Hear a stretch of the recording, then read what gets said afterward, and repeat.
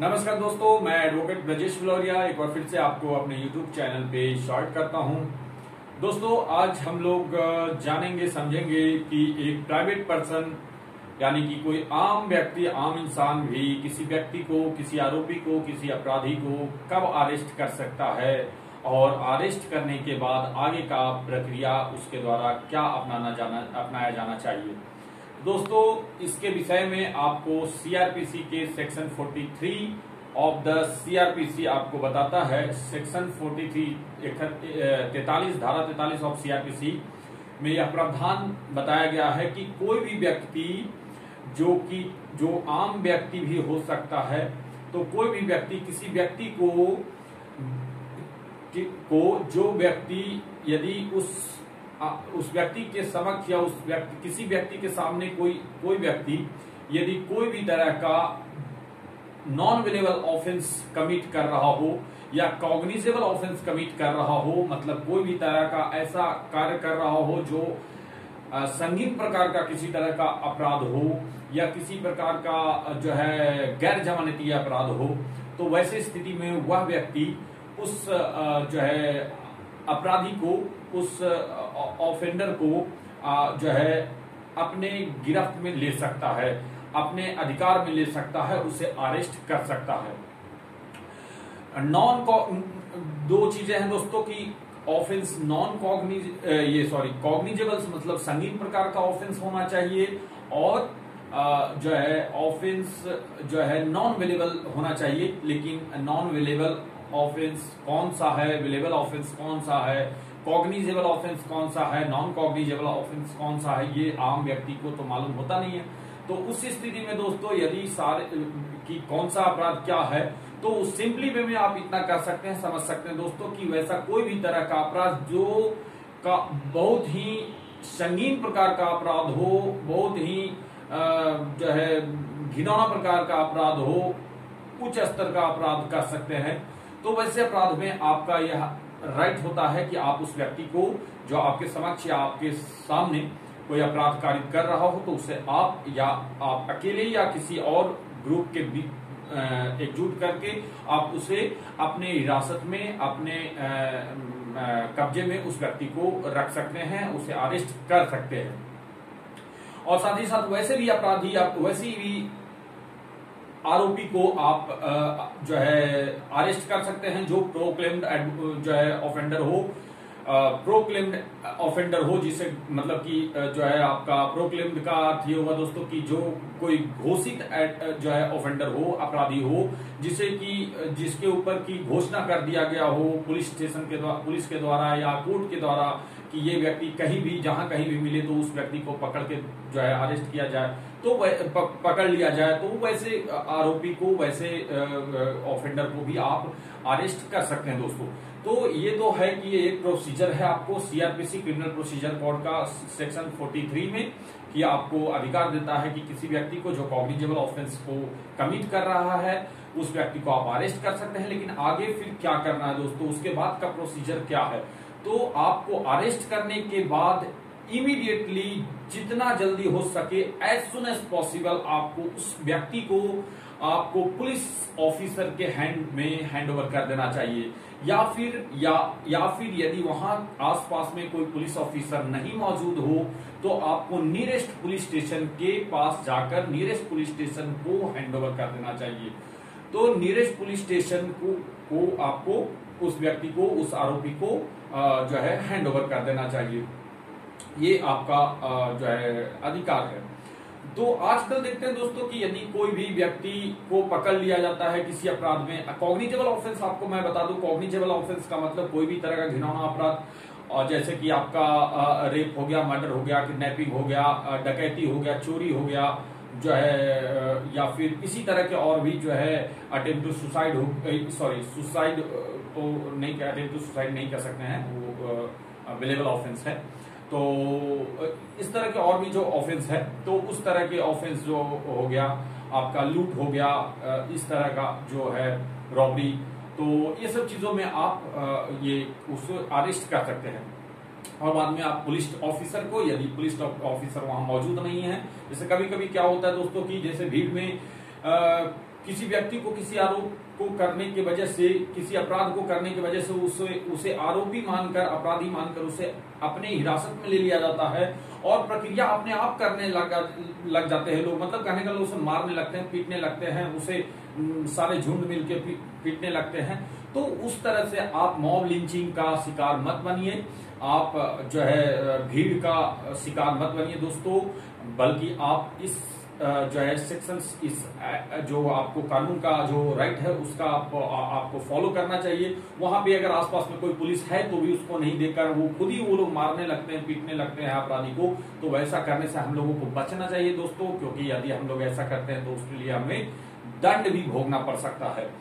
तो आपको police station में उस व्यक्ति को या पुलिस के हैंड में आपको दे देना चाहिए। उसके बाद पुलिस की जिम्मेदारी होती है। अच्छा दोस्तों, आप जो मॉब लिंचिंग का जो शिकार बन रहे हैं, मतलब मारपीट करने का शिकार बन रहे हैं, तो आपको ये जानना चाहिए कि यदि आपको अरेस्ट करने का पावर दिया गया है, राइट दिया गया है किसी व्यक्ति को जो कॉग्निजेबल ऑफेंस कमिट कर रहा है, तो साथ ही साथ ये भी आपका ड्यूटी दिया गया है, ये भी आपको ड्यूटी बताया गया है सेक्शन 55A धारा 55A के तहत, सीआरपीसी के धारा 55A के तहत ये बताया गया है कि कोई भी व्यक्ति जो किसी व्यक्ति के कस्टडी में है, एज ए अरेस्ट करने के बाद किसी भी व्यक्ति के कस्टडी में यदि कोई भी एक्यूज्ड हो, तो उस व्यक्ति का ड्यूटी रहता है, उस व्यक्ति का रिस्पॉन्सिबिलिटी है to care his health and जो है to reasonable care to the health and safety of that accused. उस आरोपी को, उस अपराधी को का रीजनेबल जो है हेल्थ केयर या रीजनेबल सेफ्टी करने का जो ड्यूटी है वो भी उसी व्यक्ति को है जिसने अरेस्ट किया है, या जिस ग्रुप ने अरेस्ट किया है, या जिस इंडिविजुअल पर्सन ने अरेस्ट किया है दोस्तों। तो इसलिए आप आगे कभी भी मॉब लिंचिंग का शिकार ना बने, मारपीट में ना सम्मिलित हों। आप किसी व्यक्ति को बंधन बनाकर आप पुलिस के हैंड ओवर कर दीजिए यदि कोई गलत कर रहा हो तो, और पुलिस ऑफिसर के हैंड ओवर कर दीजिए। उसके बाद जो है आप जो है फिर पुलिस अपने अकॉर्डिंगली जो भी प्रक्रिया है वो करेगा। यदि पुलिस के हैंड ओवर आप करते हैं दोस्तों, तो पुलिस पहले देखती है कि कॉग्निजेबल ऑफेंस है या नॉन कॉग्निजेबल ऑफेंस है। यदि कॉग्निजेबल ऑफेंस है, यदि जो है सीआरपीसी का सेक्शन 41 के तहत कॉग्निजेबल ऑफेंस है, तो सीआरपीसी का 41 के तहत वो उसे री अरेस्ट करेगा, मतलब पुनः अरेस्ट उसको करेगा, जो कि आपको 53 के सेक्शन 2 में ही आपको मेंशन रहेगा, मिल जाएगा। 50 ये हम लोग जो पढ़ रहे हैं, सॉरी 43 सेक्शन 43 सब सेक्शन 1 में आपको, सॉरी 2 में, सेक्शन 43 सब सेक्शन 2 में ये आपको मिल जाएगा कि कोई भी व्यक्ति यदि पुलिस को हैंडओवर करता है वैसे आरोपी अपराधी को, तो फिर वो पुलिस जो है सबसे पहले देखेगी कि ये बेलेबल सेक्शंस के लिए अरेस्ट किया हुआ है या नॉन बेलेबल के लिए, कॉग्निजेबल के लिए या नॉन कॉग्निजेबल के लिए। यदि कॉग्निजेबल ऑफेंस है तो उसको री अरेस्ट करेगा, पुनः अरेस्ट करेगा, उसके ऊपर एफआईआर दर्ज करेगा या जो भी है आगे का प्रक्रिया चालू होगा। जो है आपको 154 के तहत वो एफआईआर दर्ज करेगा, और 41 के तहत वो आपको विदाउट वारंट आपको अरेस्ट कर सकता है सेक्शन 41 के ऑफ सीआरपीसी के तहत। यदि वो देखता है कि इस विदाउट वारंट वो अरेस्ट नहीं कर सकता है,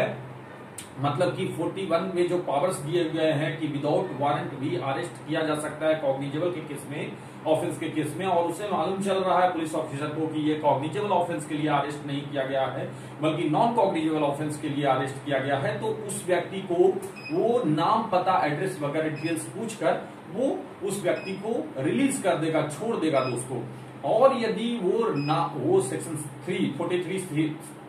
सब सेक्शन 3 में आपको ये चीज आपको देखने को मिलेगा,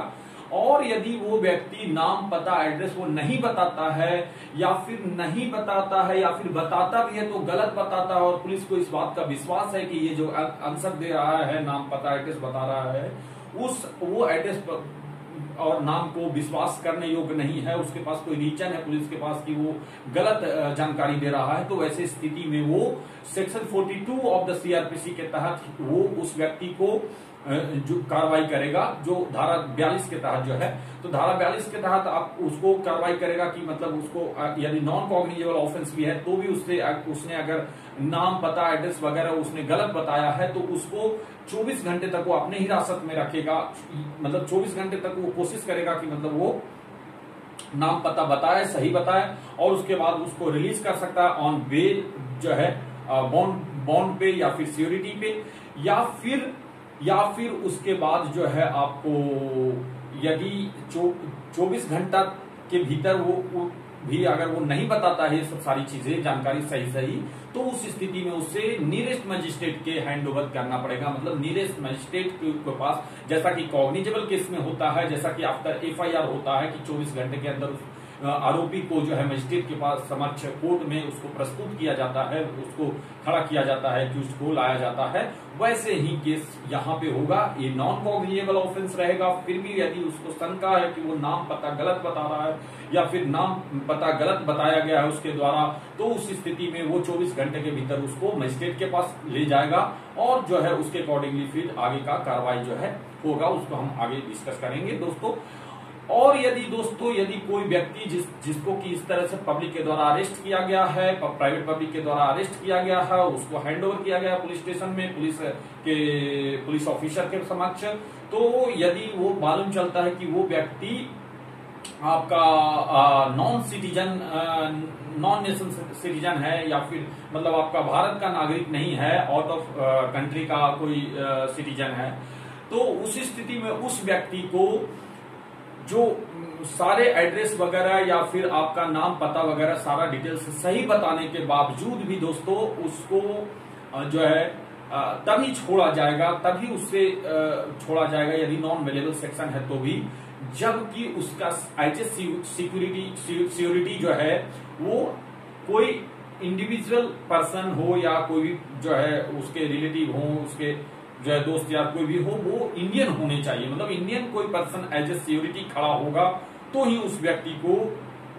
छोड़ा जाएगा दोस्तों, अदरवाइज उसे मजिस्ट्रेट के पास में ही लेकर जाया जाएगा। यदि कोई दूसरा इंडियन पर्सन जो है उससे सिक्योरिटी बनने के लिए तैयार नहीं हो या फिर बनने वाला कोई नहीं हो, तो उस स्थिति में फिर मजिस्ट्रेट के ऑर्डर के बाकी कुछ भी आगे का कार्रवाई प्रोसीजर होगा दोस्तों। तो ये सारी चीजें आपने समझ गया होगा दोस्तों। मैं आशा करता हूँ ये टॉपिक आपको अच्छा लगा होगा। आगे भी मैं कुछ इसी तरह से अच्छे टॉपिक्स बताते रहूंगा दोस्तों, लॉ के बारे में आपको अवेयर कराते रहूंगा दोस्तों। सीआरपीसी का मेरा जो है एम है दोस्तों कि मैं सीआरपीसी के सारे सेक्शंस, सारे प्रोविजंस को मैं थोड़े करके मैं आपको खत्म कर सकूं। उसके बाद दूसरे एक्ट, दूसरे सेक्शन जो है लॉ में भी हम लोग जाएंगे और इसी तरह से हम लोग कुछ न कुछ सेक्शंस, कुछ न कुछ प्रोविजंस में आगे भी पढ़ते जाऊंगा, बताते जाऊंगा दोस्तों। यदि आपको ये वीडियो अच्छा लगा, पसंद आया हो दोस्तों, तो इसे प्लीज शेयर करें, सब्सक्राइब करें, लाइक करें। और यदि कोई तरह का मन में क्वेश्चन हो, प्रश्न हो, सवाल हो, आपको यदि किसी भी तरह का अदर जो है लॉ के ऊपर किसी तरह का जो है मैटर के ऊपर आपको